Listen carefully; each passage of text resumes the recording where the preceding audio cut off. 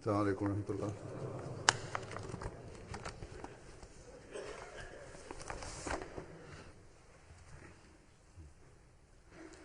أشهد أن لا إله إلا الله وحده لا شريك له وأشهد أن محمدا عبده ورسوله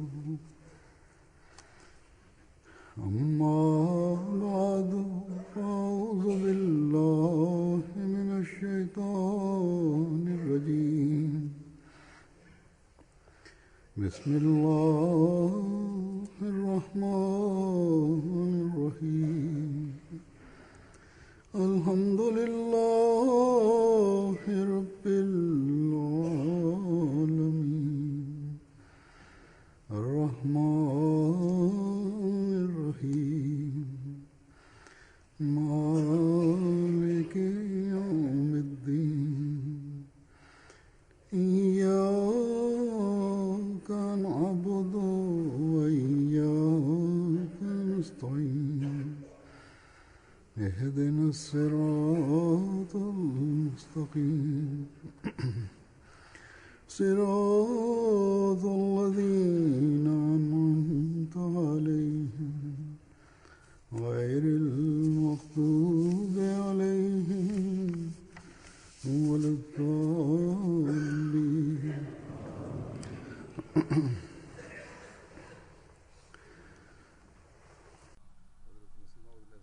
Le Messie premier l'Islam déclare: Allah est caché, mais il peut être reconnu grâce à ses pouvoirs. L'on découvre l'existence de sa personne grâce à la prière. Que l'on se dise roi ou empereur, toute personne fait certainement face à des difficultés qui le poussent dans un état de grande détresse, tant et si bien qu'il ne sait que faire. En ce moment de détresse, c'est grâce à la prière qu'il pourra résoudre ses difficultés. En de nombreux endroits, le Messie premier l'Islam a évoqué l'importance de ce sujet de diverses manières et sous différents angles. Les compagnons du Messie premier l'Islam avaient une telle compréhension de ce sujet qu'est la prière. Et en profitant de la compagnie du Messie premier l'Islam, ils avaient une telle conviction et une telle foi dans la prière qu'ils avaient de l'influence même sur les autres à cet égard.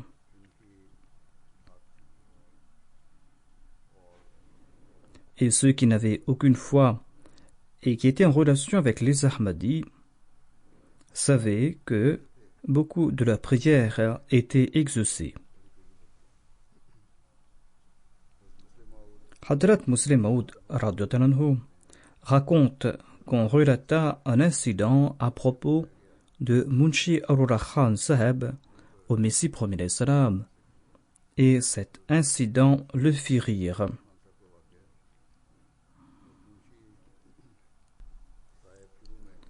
Hadrat Munshi Arullah Khan Saheb venait souvent à Qadian au tout début.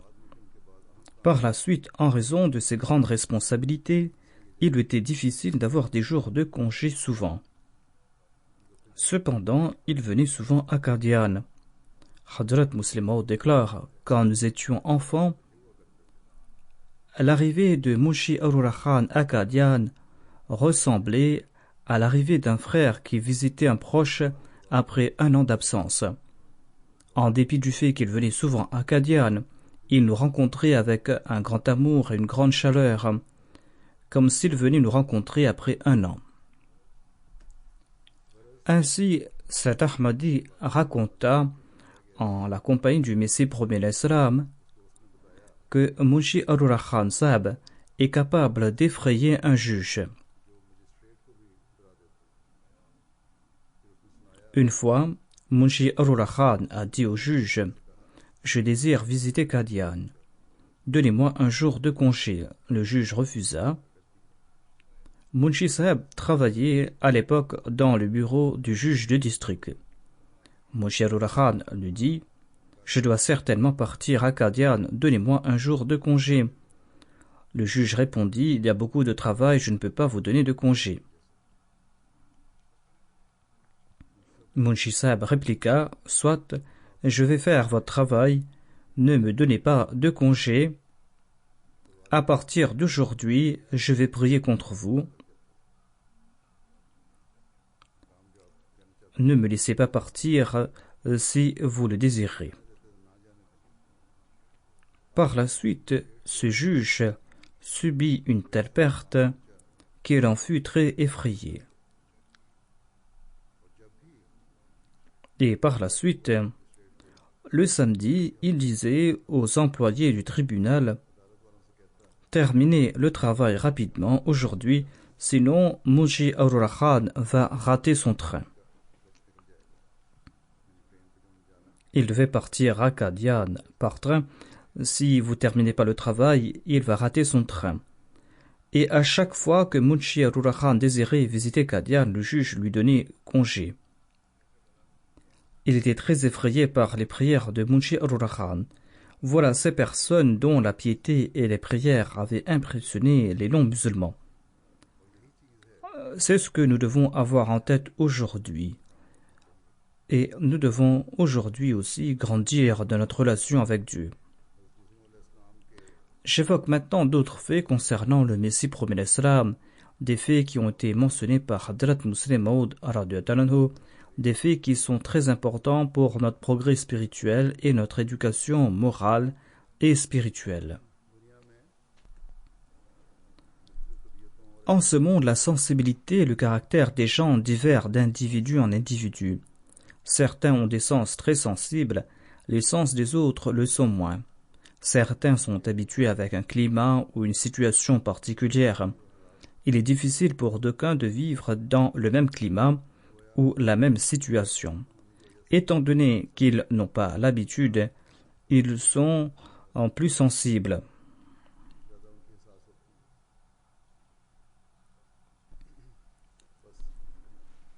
On est plus ou moins sensible à la chaleur et au froid, à des parfums et des mauvaises odeurs, dépendant de l'acuité de ses sens. Et ce sont les sens de l'homme qui mettent en exergue cette différence. La majorité des gens sont sensibles à la chaleur et au froid, aux bonnes et aux mauvaises odeurs. Et d'aucuns ont d'autres sensibilités.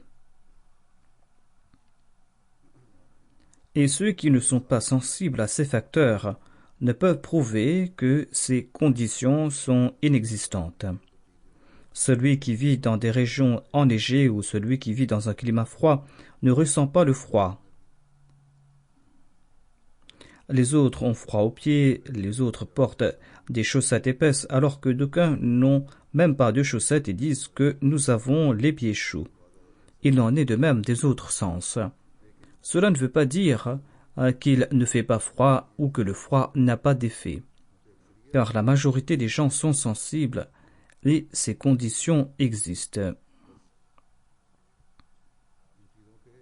Les effets de ces conditions sont là, et la majorité des gens sont sensibles à cela. C'est pour cette raison qu'on voit cette différence.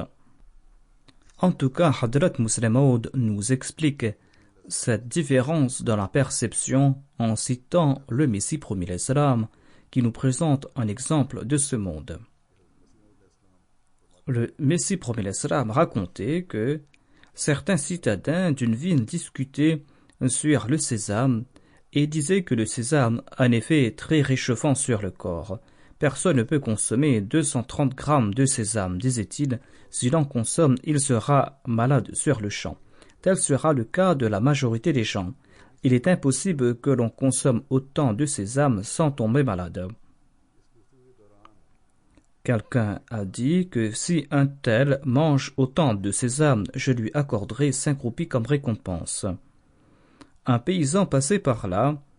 Les paysans ont d'ailleurs l'habitude de consommer des denrées crues et d'en consommer beaucoup, étant donné qu'il travaille dur.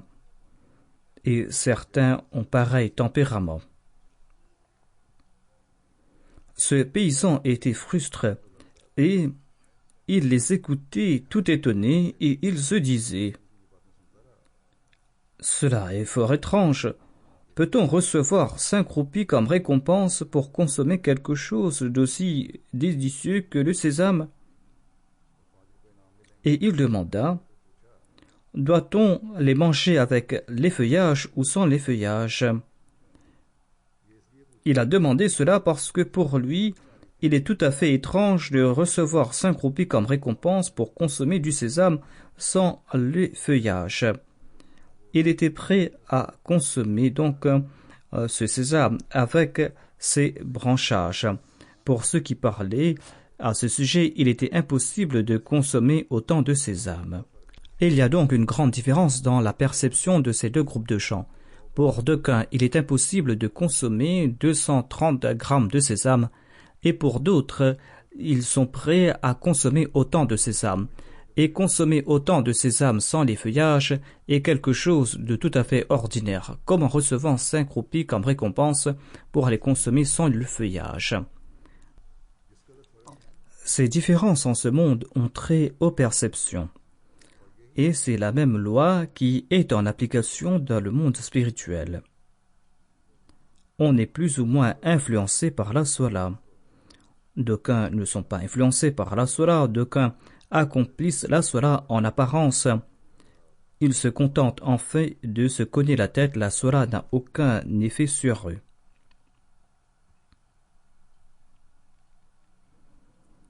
Le témoignage de ceux qui ont une plus grande sensibilité spirituelle sera le plus authentique. Ce sont des personnes qui adorent Dieu et nous voyons les effets de ces actes d'adoration sur ces personnes.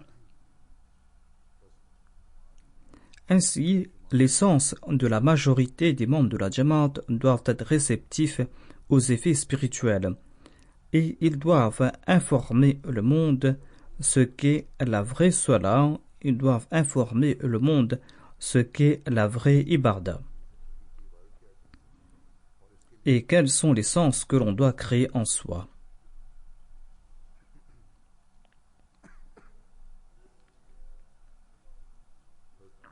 Hadrat Muslim Maud a évoqué un fait qui était relaté par le premier calife.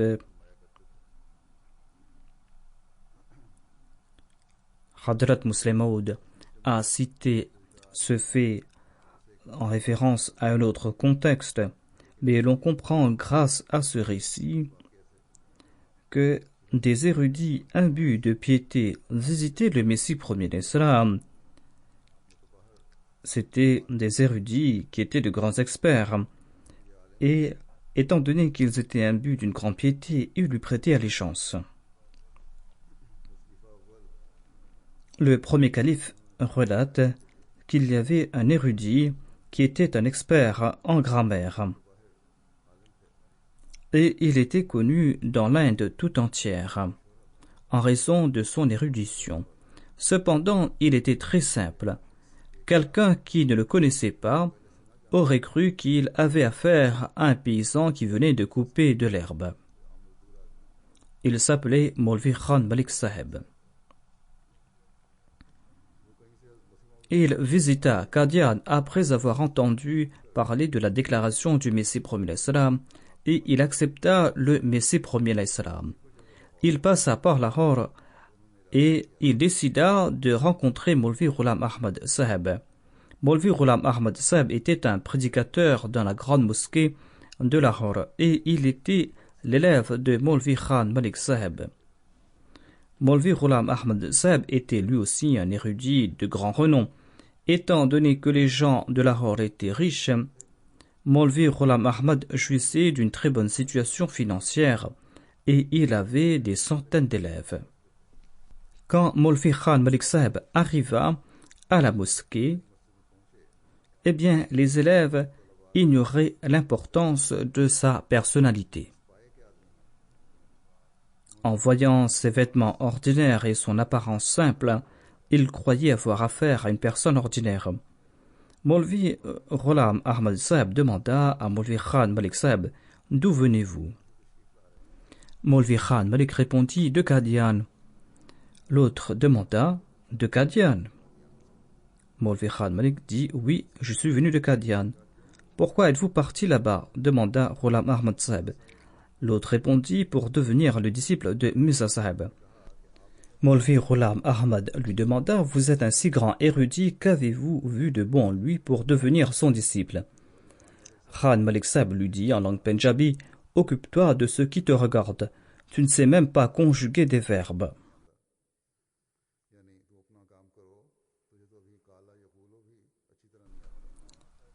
Maulvi Ghulam Ahmad Saheb était un érudit de grand renom. Quand Maulvi Khan Malik Saheb prononça ces mots, les élèves de Maulvi Ghulam Ahmad furent très courroucés. Ils dirent à Maulvi Khan Malik Saheb « Toi, le vieux, que racontes-tu là » Maulvi Ghulam Ahmad Saheb leur dit « Taisez-vous, tout ce qu'il dit est vrai. » Ainsi, il y avait ces âmes pieuses qui prêtaient allégeance au Messie premier alayhi salam. Ils n'étaient point entêtés, ils n'étaient point fiers de leur érudition. Hadrat Muslim Maud raconte qu'un jour, un arabe visita le Messie premier alayhi salam. En général, ces gens sont des quémandeurs. Avant son départ de Qadian, le Messie premier alayhi salam voulut lui offrir une somme pour ses frais de voyage. Mais le visiteur refusa et déclara « J'ai entendu que vous vous êtes dit prophète de Dieu. C'est pour cette raison que je suis venu ici. Je ne suis pas venu ici pour demander quelque chose. » C'était un fait très étrange, car tous ceux qui étaient originaires de cette région étaient des quémandeurs à l'époque. Le Messie premier alayhi salam lui demanda de rester encore quelques jours. Et il resta quelques jours, et le Messie premier alayhi salam confia à certaines personnes la tâche de lui prêcher son message. On lui parla pendant plusieurs jours, mais les débats n'eurent aucun effet sur lui. En fin de compte, on vint informer le Messie premier alayhi salam que cet invité était très passionné. Il n'était pas comme ceux qui venaient mendier, on dirait qu'il cherchait la vérité. Il en est de même de ces Arabes qui embrassent l'Ahmadiyya aujourd'hui, par la grâce de Dieu, ils sont en quête de la vérité. Et les compagnons du Messie premier alayhi salam demandèrent au Messie premier alayhi salam de prier pour lui. Le Messie premier alayhi salam pria pour lui, et Dieu l'informa qu'il sera guidé. La même nuit, quelque chose le toucha, et il fit la bayra le matin avant de repartir. On raconta, dit le Messie premier alayhi salam, qu'il prêcha le message de l'Ahmadiyya à plusieurs délégations lors du Hajj. Certains lui frappaient jusqu'à ce qu'il perdît connaissance. Quand il revenait à lui, il partait voir la prochaine délégation pour lui prêcher le message de l'Ahmadiyya. C'est ainsi qu'Allah ouvre les cœurs, et lorsqu'il ouvre les cœurs, il accorde cette passion qui rend l'intéressé indifférent à tout. Il y avait à l'époque du Messie premier alayhi salam, raconte Hadrat Muslim Maud, le tout premier Américain qui embrassa l'islam. Ce monsieur s'appelait Alexander Russell Webb. Et il travaillait dans l'ambassade américaine aux Philippines. Le Messie premier alayhi salam fit publier des annonces en Europe et aux États-Unis, et ceci incita Alexander Russell Webb à embrasser l'islam. Et il s'en est suivi une correspondance entre lui et le Messie premier alayhi salam, et en fin de compte, Alexander Russell Webb devint musulman, et il dédia sa vie à la diffusion du message de l'islam. Il visita l'Inde par la suite et exprima le désir de rencontrer le Messie premier alayhi salam. Cependant, les mollahs de Lahore ou de toute autre ville qu'il visita lui dirent « Si tu rencontres Mirza Saheb, eh bien les musulmans ne t'offriront aucune contribution. l'Américain désirait prêcher le message de l'islam sur une grande échelle, et les mollahs lui disaient que les musulmans ne lui accorderaient aucun soutien financier. Suite à leur incitation, il partit sans visiter le Messie premier d'Islam, mais il quitta la région dépité parce que les musulmans ne lui accordèrent aucun soutien. On lui disait que les autres musulmans allaient lui accorder de grands soutiens financiers. Cependant, il ne fait rien. Vers la fin de la vie du Messie premier d'Islam, il écrivit de nouveau au Messie premier d'Islam en disant « J'ai beaucoup souffert de ne pas avoir suivi votre conseil. Vous m'aviez informé que les musulmans n'avaient aucune passion pour servir la foi. Cependant, je n'ai pas accepté votre conseil et c'est pour cette raison que je n'ai pas pu vous rencontrer. » En tout cas, il fut musulman pour le reste de ses jours et il avait une relation sincère avec le Messie premier d'Islam. Il était le premier musulman américain. Hadrat Muslim Maud déclare « En Occident, c'est aux États-Unis que la Jamaat a accompli de plus grands progrès. La Jamaat progresse aussi dans certains pays européens. Ces pays se trouvent en Occident. Or, c'est aux États-Unis que l'on voit plus de signes de progrès. Qu'Allah fasse que la Jamaat des États-Unis puisse chercher ces personnes de nature noble, afin qu'ils puissent les amener sous la bannière du saint prophète Mohammed paix soit lui, et que la Jamaat de là-bas fasse des efforts importants en ce sens, et que le désir de Hadrat Muslim Maud devienne réalité. À une époque, il y a eu beaucoup de convertis aux États-Unis, et ces Ahmadis étaient très fermes dans leur foi en Ahmadiyya.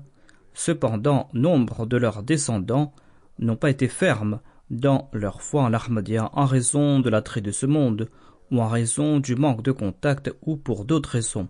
La Jamaat des États-Unis doit faire des efforts en ce sens.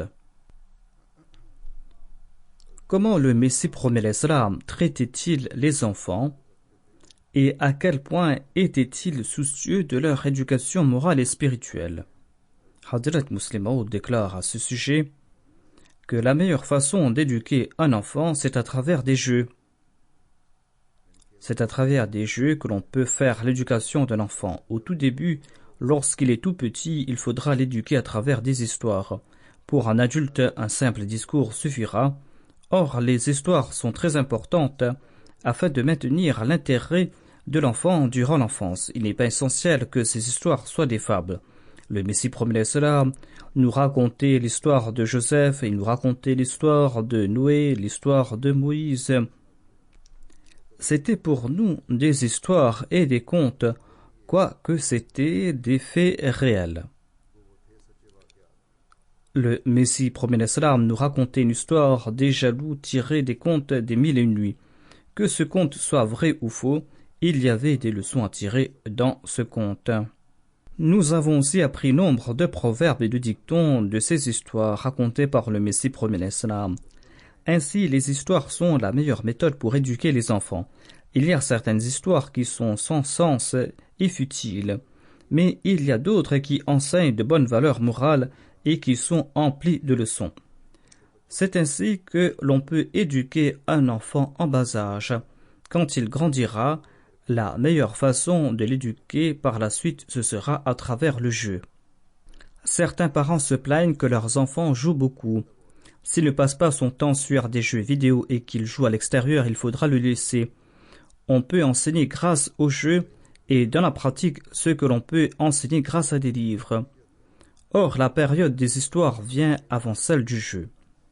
Les pères doivent aussi consacrer du temps à leurs enfants. Si les deux, la mère et le père, mettent de l'emphase sur l'éducation de leurs enfants, s'ils ont des relations amicales avec leurs enfants, s'ils leur donnent une bonne éducation et s'ils les attachent à eux, cela résoudra nombre de problèmes qui ont trait à l'éducation des enfants, chose à propos de laquelle il y a nombre de doléances. Hadrat Muslim Maud explique que la raison de raconter ces histoires aux enfants était de faire en sorte que ces enfants soient tranquilles et pour qu'ils ne gaspillent pas le temps de leurs parents. C'était là un des objectifs de raconter ces histoires. Si ces histoires comportaient des leçons pour leur vie future, cela aurait été encore plus louable. Aujourd'hui, pour que les parents restent tranquilles dans un coin, eh bien, les parents leur mettent un iPad, une tablette entre les mains, ou les placent devant un ordinateur, ou devant la télé. S'ils sont en train de regarder de bonnes choses là-bas, c'est bien, sinon ils seraient en train de gaspiller leur temps. D'ailleurs, on ne doit pas placer de petits enfants devant des écrans, car cela va affecter leur vision s'ils y passent trop de temps. D'ailleurs, les médecins disent que cela peut aussi affecter le cerveau d'un enfant de moins de 2 ans. Ils seront enclins à certaines choses et cela pourrait avoir des conséquences négatives. En tout cas, Hadrat Muslim Maud déclare que le Messie promet l'Islam nous racontait des histoires et on tirait des avantages de ces histoires. S'il ne nous racontait pas ces histoires, nous aurions fait du bruit et cela aurait empêché le Messie promet l'Islam de travailler. Il était important de le maintenir au silence en nous racontant des histoires. Et quand le Messie promet l'Islam était libre pendant la nuit, pour maintenir notre intérêt, il nous racontait des histoires, afin que nous nous endormions et afin qu'il puisse travailler. Les enfants ignorent l'importance du travail accompli par les parents.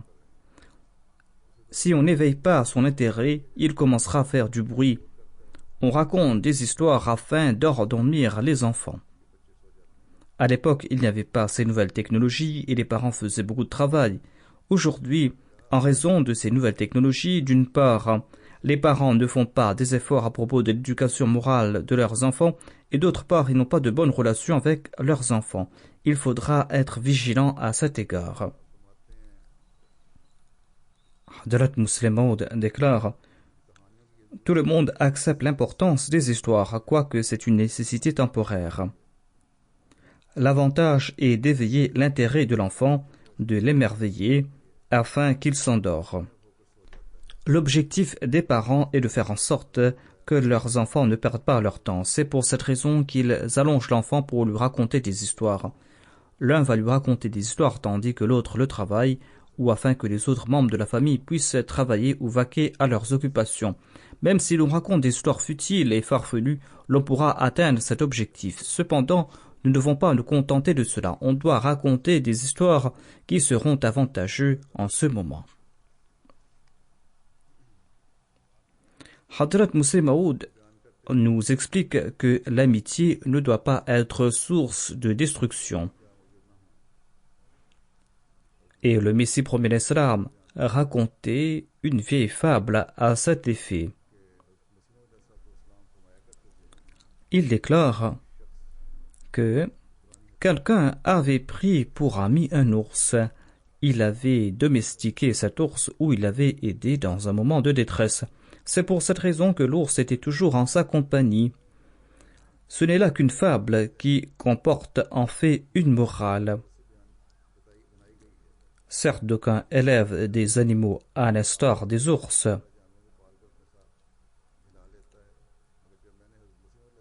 Cependant, quand le Messie promet l'Islam racontait une histoire, c'était pour en tirer la morale.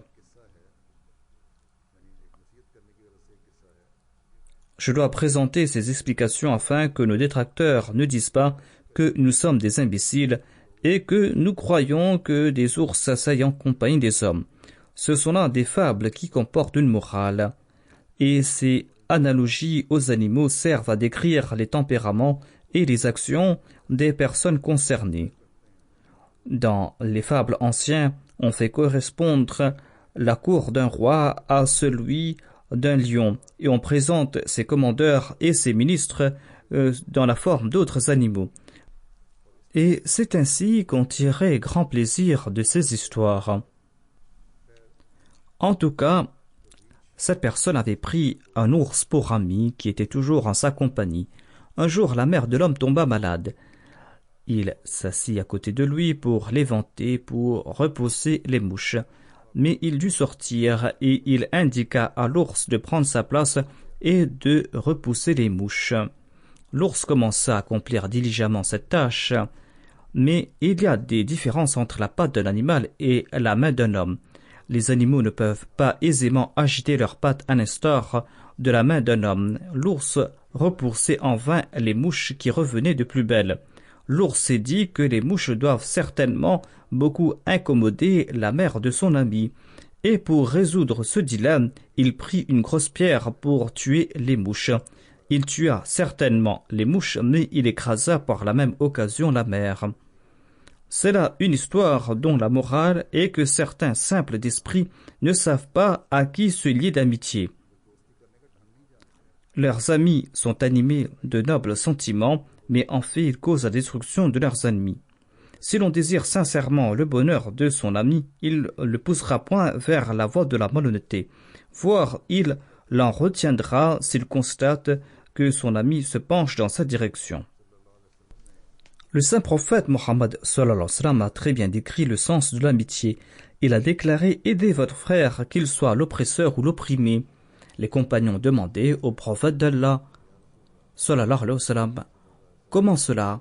Devons-nous aider l'oppresseur ?» Le saint prophète a déclaré « Vous aiderez l'oppresseur en retenant sa main ». Cela ne signifie pas qu'il faut aider son ami en toute situation et de satisfaire tous ses désirs. L'amitié exige de chercher l'avantage de son ami, même s'il faut pour cela s'opposer à lui.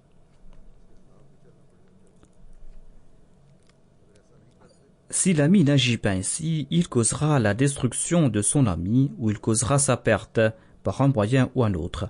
La majorité des gens ne comprennent pas cela. Hadrat Muslim Maud a cité un autre exemple. Il raconte qu'il eut à Qadian une dispute entre deux personnes. L'ami d'un des protagonistes s'engagea corps et âme dans la dispute, tentant de respecter ses liens d'amitié, soit de manière déraisonnable ou par sottise.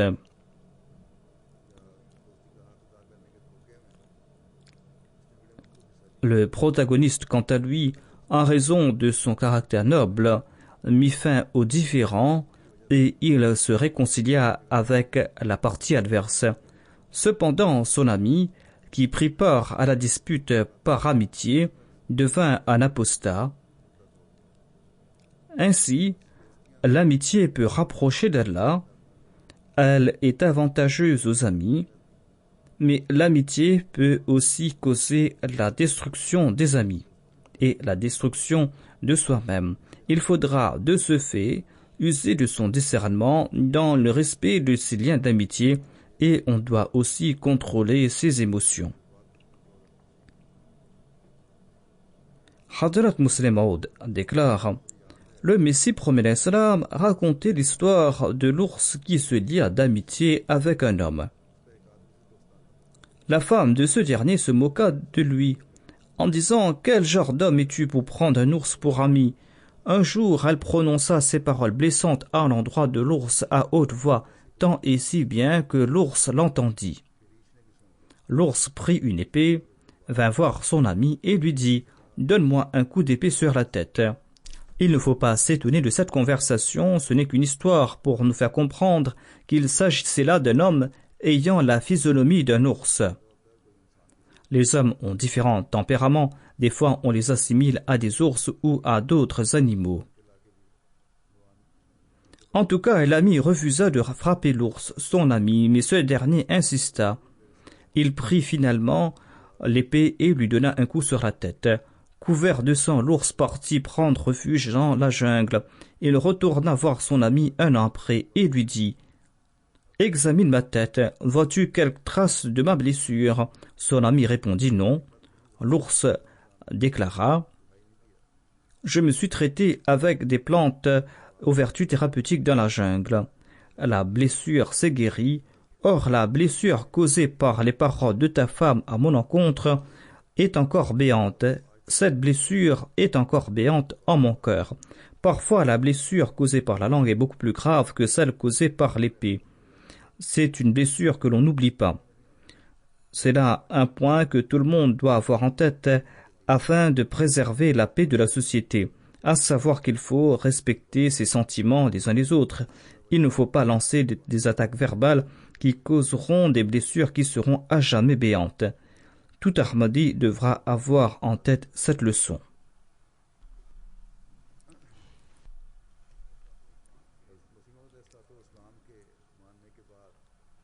Il incombe à tout Ahmadi de préserver sa foi après avoir accepté le Messie promis à l'Islam. Parfois, ce sont des faits mineurs qui causent la destruction de la foi, à l'instar de celui qui a perdu la sienne en raison du soutien en faveur de son ami. Il est devenu finalement un apostat. Parfois, l'on énonce des paroles contraires au souhait divin, des paroles qui causent la destruction de sa foi. Il faudra que nous accomplissions à tout instant notre analyse de conscience. Hadrat Muslim Maud affirme que le Messie premier l'Islam racontait souvent une histoire ayant trait à Moïse.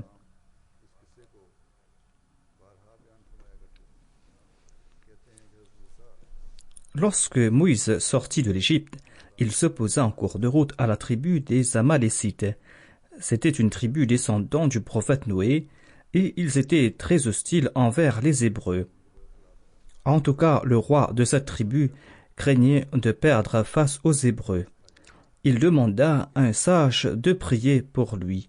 Le sage pria, mais il reçut la révélation de Dieu que Moïse était le prophète de Dieu et qu'il ne pouvait prier contre lui. Il en informa le roi. Le roi, constatant que ses efforts étaient en vain, usa du même subterfuge auquel Satan eut recours pour chasser Adam du paradis.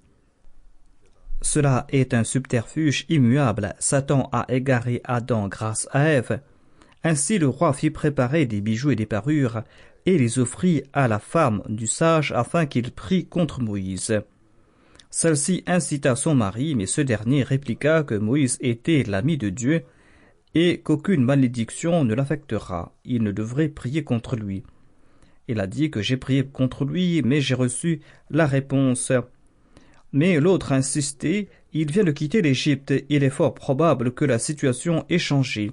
Le sage céda à sa demande, on l'emmena dans un endroit, mais il disait qu'il n'était point serein pour accomplir ses prières là-bas et changea ainsi d'endroit. Étant donné qu'il devait perdre sa foi, le sage a commencé à lancer ses imprécations contre Moïse. Dès qu'il le fit, le malheur frappa le peuple de Moïse.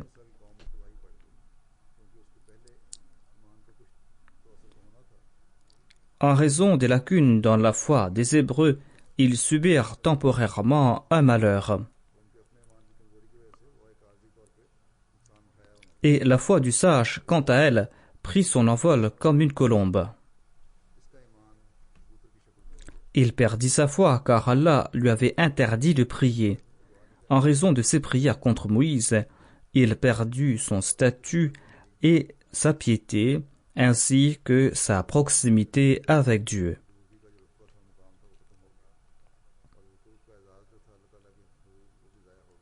Hadrat Muslim Maud raconte, c'est peut-être une légende, mais cela démontre que sa foi s'envola de son cœur à l'instar d'une colombe qui s'envole de la main. Ainsi, on acquiert la foi au prix de grands efforts, et on la perd avec une seule phrase. Croire en quelque chose nécessite de grands efforts, et c'est au prix de grands efforts que l'on accroît dans sa foi. Or, un seul fait insignifiant, une simple parole, contraire au souhait divin, peut détruire cette foi. D'où le fait que l'homme doit être à tout instant vigilant, à tout instant il doit accomplir son analyse de conscience. Hadrat Muslim Maud a évoqué l'importance du zikr, du souvenir d'Allah.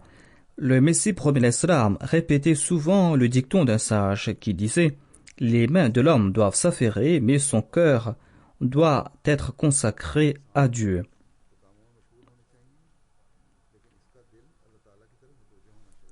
Quand on demanda à un sage « Combien de fois dois-je me souvenir de Dieu ?» il répondit « Doit-on compter le nombre de fois que l'on évoque le nom de son bien-aimé, on doit accomplir le dhikr sans compter. Or, il faudra consacrer un temps particulier pour le souvenir de son bien-aimé. Il faudra, pour ce faire, mettre de côté toute autre occupation. Étant donné que ces deux conditions sont essentielles, il faudra aussi se consacrer au souvenir de Dieu de manière particulière. Ceux qui se consacrent corps et âme à ce monde ne comprennent pas ce point. C'est pour cette raison qu'il faudra qu'ils consacrent un moment particulier au souvenir de Dieu. Il faudra aussi se souvenir de lui à tout instant, quelle que soit leur occupation.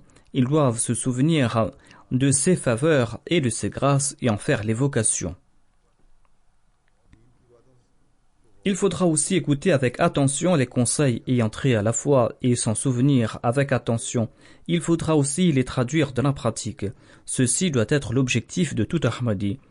Il n'est point avantageux de se contenter d'écouter un sermon, des discours, de participer dans des réunions pour ensuite oublier les conseils qui ont trait pour ne pas les mettre en pratique. Il ne suffit pas de lire un ouvrage pour ne pas traduire dans la pratique ces conseils. Hadrat Muslim Maud disait que le Messie promet l'Islam prononça plusieurs discours pendant plusieurs jours à l'endroit des femmes pour leur éducation morale et spirituelle.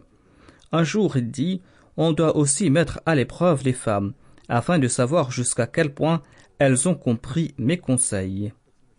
Le Messie promet l'Islam demanda à une femme qui était venue de l'extérieur, « Qu'avez-vous compris de tous ces discours que j'ai prononcés durant ces 8 jours ?» La dame répondit, « Vous avez évoqué les paroles de Dieu et de son prophète, c'est tout. » Cette réponse attrista profondément le Messie premier l'Islam, tant et si bien qu'il cessa cette série de discours et il déclara « Nos femmes sont encore coupables de négligence, elles ont besoin d'une éducation très élémentaire.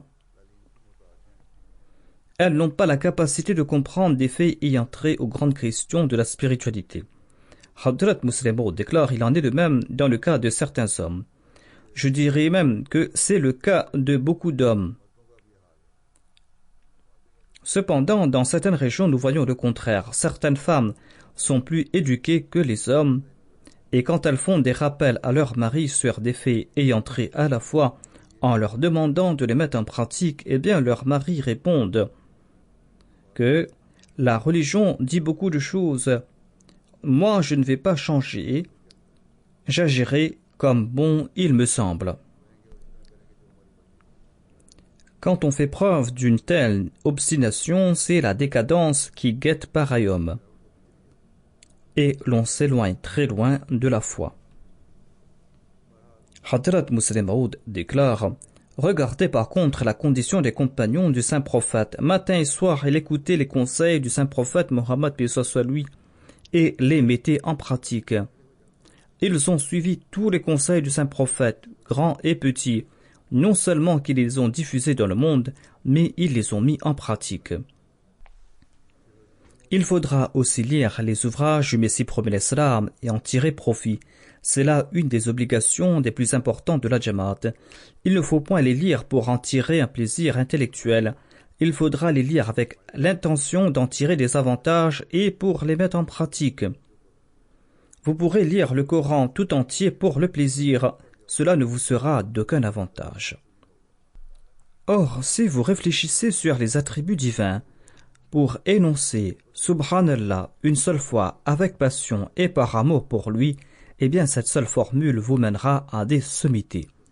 Le Messie promet l'Islam a déclaré « Parfois une seule formule de glorification nous mène à des sommités de la spiritualité. » Hadrat Muslim Maud déclare « Je n'étais pas présent quand le Messie promet l'Islam prononça ces paroles. Un jeune qui l'entendit vint me voir et me dit « Je ne comprends pas ce que le Messie promet l'Islam a dit aujourd'hui. » Ce jeune n'avait pas fait l'expérience de ces choses, mais moi je n'avais que 17 ou 18 ans à l'époque, cependant j'en avais fait l'expérience. Lorsque je lui ai entendu, je lui ai dit « Il en est ainsi ». L'autre m'a demandé « Comment cela ?» Je lui ai dit « Souvent j'ai prononcé Subhanallah une seule fois, et j'ai ressenti que ma spiritualité est montée à des sommités. C'est une glorification qui est sortie du cœur et pas des lèvres. Et avec grand mépris, le jeune a déclaré la hawla wa la quwwata illa billah. Il a prononcé ces paroles pour la simple raison qu'il n'avait jamais réfléchi sur la parole Subhanallah. Il pouvait répéter Subhanallah pendant toute la journée sans en tirer le moindre avantage. Or, je sais grâce à mon expérience personnelle que la formule Subhanallah m'avait entièrement transformé. Le saint prophète Mohammed paix soit sur lui a aussi décrit brillamment ce sujet. Je n'avais pas encore étudié les hadiths de Bukhari à l'époque, mais mon expérience était avérée. Le saint prophète paix soit sur lui avait déclaré Kalimatani habibatani ila rahman, khafifatani ala lisan. Il y a deux paroles qui plaisent beaucoup à Dieu, ar-Rahman. Khafifatani ala lisan. Ce sont deux paroles qui sont très légères sur la langue. L'homme peut aisément les énoncer. Thaqilatani fil mizan. Mais ces deux paroles pèseront lourd dans la balance le jour de la rétribution, quand on soupèsera les actes.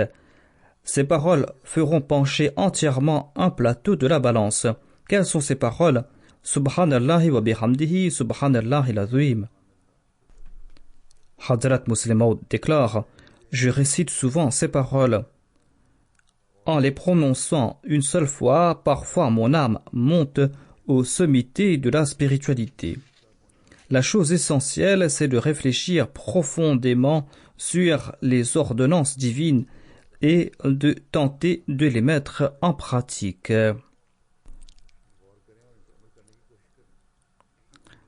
La glorification et les louanges qui sortent des profondeurs du cœur ont parfois un profond effet.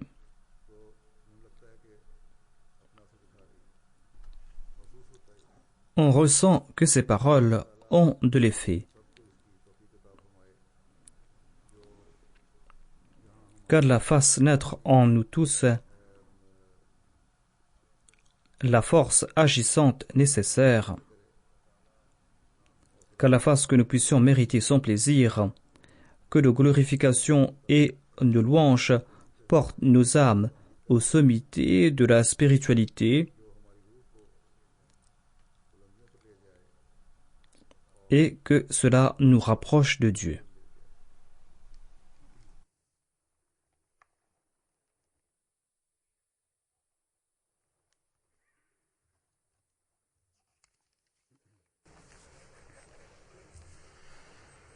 Alhamdulillah, alhamdulillah, nahmaduhu wa nasta'inuhu wa nastaghfiruhu wa nu'minu bihi wa natawakkalu alayhi wa na'udhu billahi min shururi anfusina wa min sayyiati a'malina. من يهده الله فلا مضل له ومن يضلل فلا هادي له ونشهد أن لا إله إلا الله ونشهد أن محمدا عبده ورسوله. عباد الله رحمكم الله، إن الله يأمر بالعدل والإحسان وإيتاء ذي القربى وينهى عن الفحشاء والمنكر والبغي يعظكم لعلكم تذكرون.